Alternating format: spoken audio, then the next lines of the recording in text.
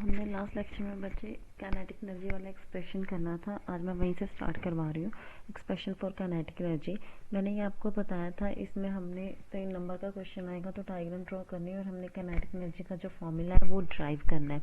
अब देखिए पहले डायग्राम में क्या था, मैंने आपको बताया था कि काइनेटिक एनर्जी होता क्या है। जब भी हमारे पास कोई भी बॉडी मोशन में है, मोशन मतलब मूव कर रही है, ठीक है। जैसे कोई कार है वो कहीं जा रही है, ठीक है। अगर कार एक जगह से दूसरी जगह तक हम लेके जा रहे हैं, मतलब वो मूव कर रही है, तब हम बोलेंगे उस कार में काइनेटिक एनर्जी प्रेजेंट है। काइनेटिक एनर्जी का मतलब ही क्या है कि energy which is possessed by any body due to its motion.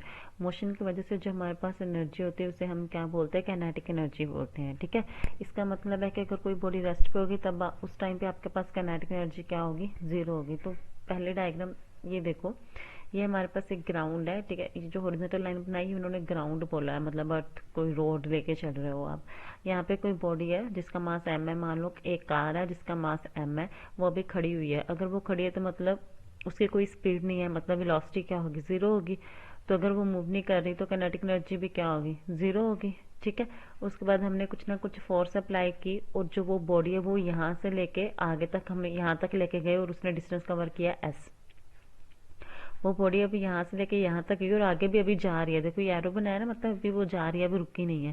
तो इसका मतलब अब मास तो सेम ही रहेगा m, लेकिन उसकी कुछ ना कुछ अभी वेलोसिटी भी होगी। हमने मान लिया वो वेलोसिटी v है और हमने जो ये काइनेटिक एनर्जी का फॉर्मूला क्या, अब उसकी काइनेटिक एनर्जी क्या होगी हमने वो फाइंड करना है, ठीक है। ये लास्ट में फॉर्मूला हम ड्राइव करेंगे। अब देखो बच्चे हमारे पास 2 तरह की वेलोसिटी होती है, एक होती है इनिशियल वेलोसिटी, एक होती है फाइनल वेलोसिटी। इनिशियल मतलब जो स्टार्टिंग में थी, स्टार्टिंग में कार रेस्ट पे थी तो मतलब इनिशियल वेलोसिटी उसकी क्या थी, जीरो। तो इनिशियल वेलोसिटी को हम u से रिप्रेजेंट करते हैं और लास्ट में उसकी वेलोसिटी क्या थी, v थी। तो फाइनल वेलोसिटी हमारे पास क्या हो गई, v हो गई, ठीक है। हमने एक्सप्रेशन स्टार्ट कैसे करना है, सिंपल आपने पहले ये डायग्राम ड्रॉ करनी, फिर आपने लिखना है कंसीडर, पहले उसकी आपने काइनेटिक एनर्जी की डेफिनेशन लिखनी है। That energy possessed by any body when it is in motion is known as the kinetic energy, ठीक है। एग्जांपल दे देना मूविंग बॉल या मूविंग कार। उसके बाद बच्चे आपने एक्सप्रेशन स्टार्ट करना है काइनेटिक एनर्जी के लिए। पहले आपने डायग्राम ड्रॉ करना है। डायग्राम ड्रॉ करने के बाद आपने लिखना है कि हमने यहाँ पे अपनी लेमन लैंग्वेज में लिख सकते हैं हम लोग कि हमने यहाँ पे एक बॉडी कंसीडर किया। Consider a body having mass जिसका m था। Firstly it is at rest at point a, then its initial velocity is 0, that is u is equal to 0।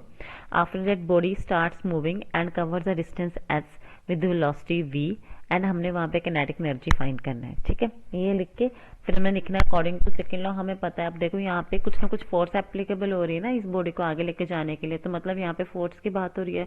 तो फोर्स किसके इक्वल होता है, mass into acceleration, Newton second law के according, ठीक है।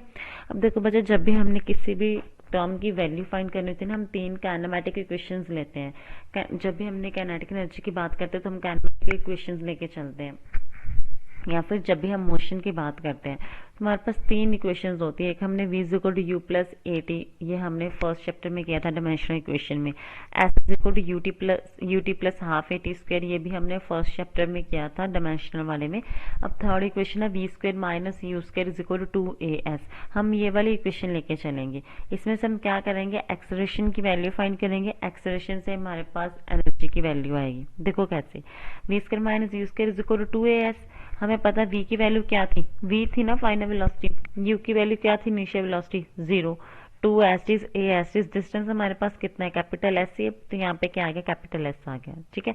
तो v square is equal to v square minus 0, v square ये आ जाएगा, v square is equal to 2as आ जाएगा। यहाँ से a की वैल्यू फाइंड करो, ये 2 मल्टीप्लाई में आई, ये 2 ऐसे मल्टीप्लाई में तो इधर जाके डिवाइड में हो जाएंगे, तो a की वैल्यू क्या आ जाएगी, v स्क्वायर बाई 2s।